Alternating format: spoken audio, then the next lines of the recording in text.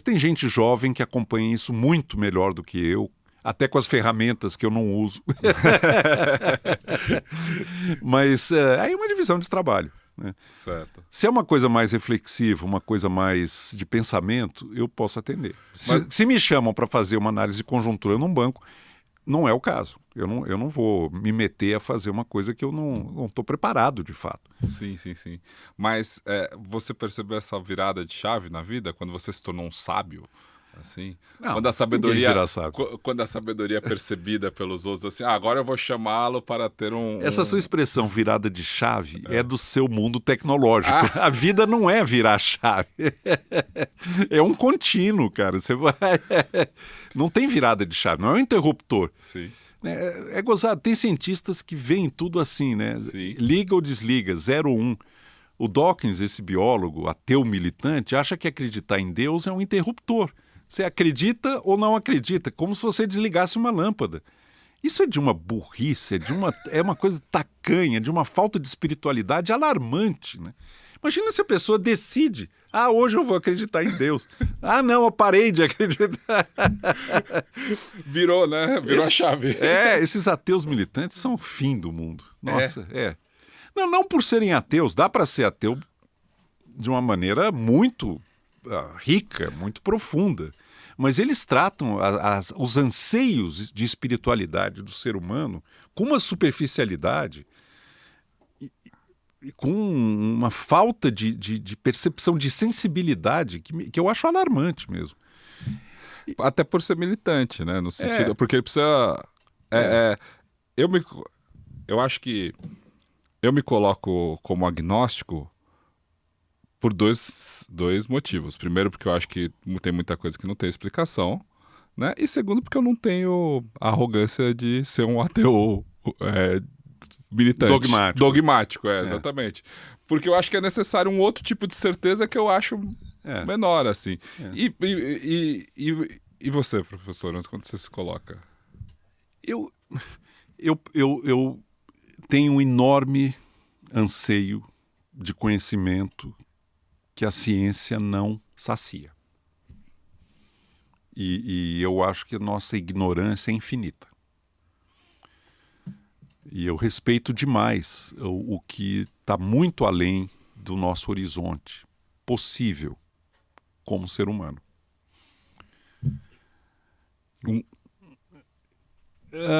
Por exemplo, vida após a morte. É evidente que as religiões contam um conto da carochinha, que não dá para aceitar. É muito sem... É muito consolador no sentido fraco do termo. Agora, o que a ciência tem a dizer sobre vida após a morte? Nada. Porque não tem evidência empírica, está fora do campo da experiência possível e não tem argumento lógico-dedutivo que permita afirmar qualquer coisa. Então, quando vem uma pessoa falando em nome da ciência, que depois da vida é o nada absoluto, ela não está sendo mais um cientista. Ela está se rebaixando ao nível da religião mais caricata e dogmática. Nossa, eu encaro tanto isso, porque às vezes eu tenho conversas com pessoas que têm uma fé na ciência exatamente igual as pessoas têm uma fé na religião. É a ciência como religião. É a ciência como religião.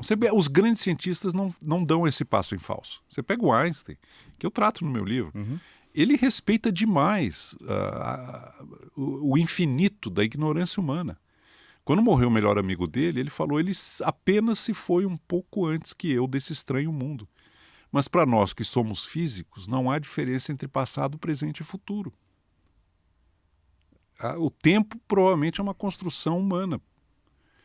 Se não há diferença entre passado, presente e futuro, também não há o nada absoluto no após a morte. O Einstein é um cara muito sofisticado e muito cuidadoso, ao contrário desses cientistas. O Edward Wilson também, que você mencionou. É muito mais biólogo do que o Dawkins, que é um cara divulgador mais do que pesquisador para valer, né? Mas quem dá esse passo de afirmar dogmaticamente que sabe o que não dá para saber, não está no campo mais da ciência. Está no campo da crença, não embasada. É um temperamento se passando por conhecimento.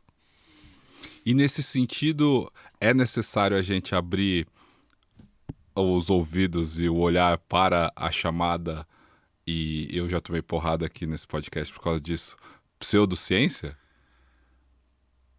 Não, se é uma pseudociência charlatã, ela tem que ser desmascarada. Agora, tem muita coisa que transcende, que está para além da nossa capacidade de compreensão e de conhecimento científico. E isso eu tenho um enorme apreço e respeito. Eu tive uma experiência recente, que é um dos motivos que eu tomei porrada num podcast que foi ao ar desses que eu gravei aqui. Que foi... Eu fui fazer constelação familiar, Eduardo. E vou te falar que eu sou um cara cético, estudado, né? Tenho todas as minhas preferências. E eu tive ali uma experiência que, para mim, fez grande sentido. Com coisas que eu não tenho uma explicação para te dizer, assim.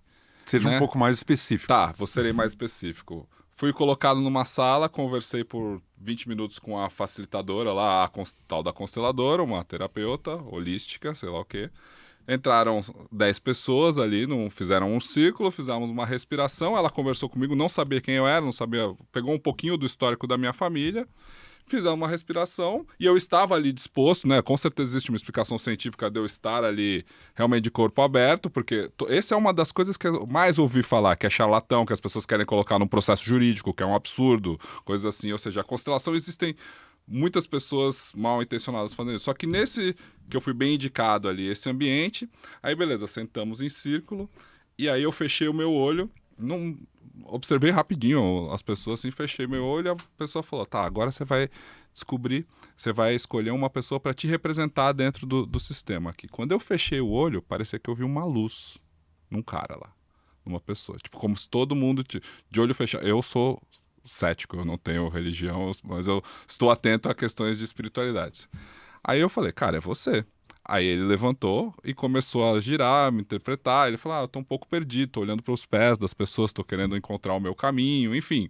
Parece um charlatanismo? Parece. Só que depois eu escolhi alguém para representar o meu pai, escolhi alguém para representar minha mãe. O meu pai, ele é meu padrasto, né? Ele me criou desde que eu tenho 2 anos. Eu escolhi meu pai biológico também. Para mim, eles eram fisicamente parecidos. E a maneira como eles foram interagindo ali, com algo que é o tal do campo sistêmico, sei lá o que, ninguém me conhecia. Mas aquilo fez um sentido extremo para mim ali. Ou seja, não há explicação lógica. Elas estavam atuando, elas poderiam estar atuando, mas elas não tinham como ter qualquer informação.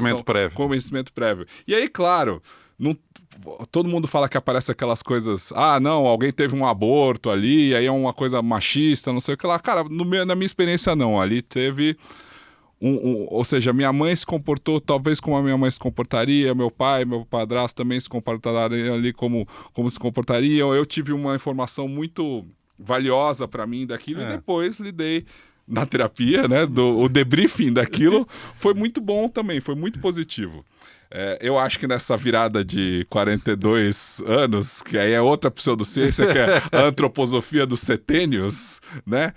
Eu estou numa busca por uma espiritualidade que é uma busca por resposta de algo que vai além. Isso é um depoimento pessoal, assim. Isso é das coisas mais belas do ser humano. Isso. Essa busca. Eu digo que a resposta é profana, mas a busca é sagrada. E manter acesa essa chama é fundamental para a grandeza da condição humana. A má ciência silencia o mistério e a má religião entorpece o mistério. Eu escrevi esse livro para me posicionar contra a má religião e a má ciência,